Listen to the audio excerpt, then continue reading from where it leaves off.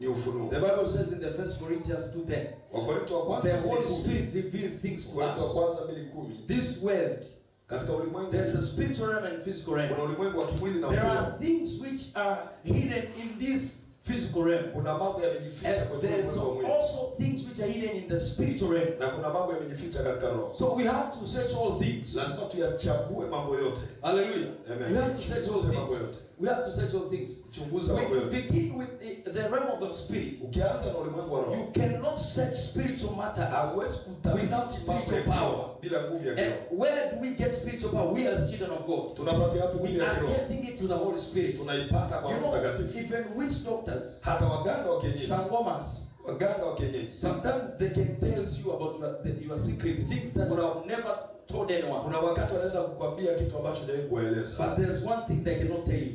They cannot tell you what God is Kuna saying kitu about your life. hawezi kukwambia Because what they are telling anasema nini kwenye you maisha is yako. what they are hearing from Kwa sababu the kile wanachokwambia spirit. ni kile unasikia kutoka kwa maisha. Man of God can tell you, I see a car.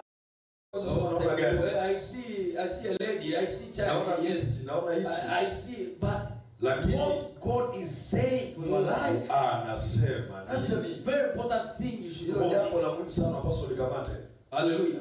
Are we together? Amen. So it is through revelation. Hivyo ni kwa njia ya ufunuo. For a born again Christian, Kwa Kristo aliyezaliwa mara ya pili, how God can reveal things to your life. Mungu anawezaje kufunua vitu kwenye maisha yako? Number one, Jambo la kwanza, how can you get revelation? unapataje ufunuo? Number one, Jambo la kwanza, by listening men of God when they are teachings. By listening sermons. watumishi wa Mungu When wanapofundisha. you are listening teachings, Unaposikiliza mahubiri na I'm mafundisho, opening up your mind. fungua ufahamu wako. As I'm teaching now, Kama ninavyofundisha sasa, I'm teaching by the aid of the Holy Spirit. ninafundisha kwa msaada wa Roho. At the same time, Na wakati you huo understand me by the aid of the Holy Spirit. unanielewa mimi kwa msaada wa It is Roho. Holy Spirit who is helping you to understand. Kwa ni Roho anakuelewa kuelewa kile ambacho mtumishi He anasema. is talking.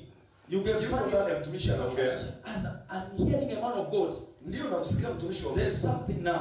Lakini You kuna kitu find sasa. your mind is getting something. Oh, Unaona you fahamu should do zako this. zinapata You kitu. should do that. Fanya hivi. You know, there are people, Kuna watu they got a revelation to do a certain business. wanapata ufunuo When a man of God was preaching, pale mtumishi anahubiri. there are people, they get a revelation Kuna watu wanapata on ufunuo how to handle some issues jinsi ya kukabiliana na baadhi ya when mambo they heard the teachings. pale ambapo mtumishi So when anafundisha. you are listening teachings, Hivyo unaposikiliza when you mafundisho, sit under teachings of the word of God, unapokaa chini ya mafundisho ya Mungu, revelations come. ufunuo unakuja. Revelations come. Ufunuo unakuja. Revelations come. Ufunuo unakuja. Revelations come. Ufunuo unakuja. Revelations can come as instructions. Ufunuo unaweza ukaja And kama sometimes maelekezo. they come as the order.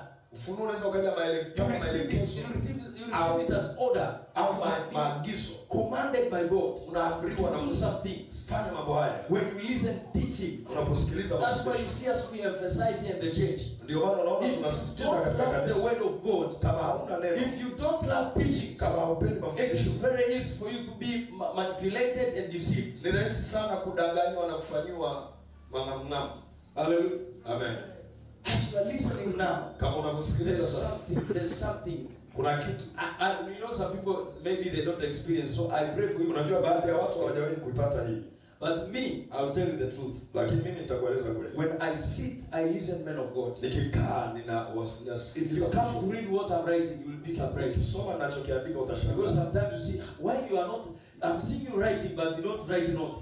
You are not writing notes. Unaweza ukaona naandika lakini sio notes za kile kinafundisha. Hallelujah.